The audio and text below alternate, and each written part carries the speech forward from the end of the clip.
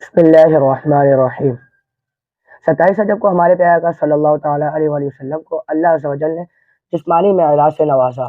مسلمان اس دن مساجد کو سجاتے، محافل کا انعقاد کرتے ہیں جس میں آقا علیہ السلام کے وہ واقعات بیان کیے جاتے ہیں جو معراج شریف میں پیش آئے۔ یہ سب افعال شرعاً بہت اچھے ہیں۔ معراج کی رات حضور صلی اللہ علیہ وسلم کا کئی ارواح سے ملنا، دیکھنا، ان کی آواز سننا ثابت ہے۔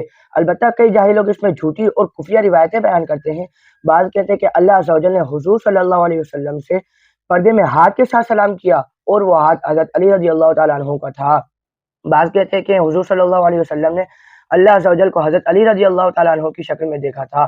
یہ سب کہنا کفر ہے۔ اللہ تعالیٰ کے لیے ہاتھ، پاؤں، شکل، جسم ثابت کرنا کفر ہے۔ اللہ عز و جل جسم سے پاک ہے۔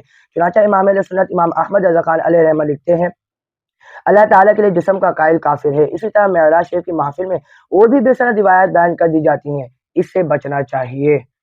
قل هل يستوي الذين يعلمون والذين لا يعلمون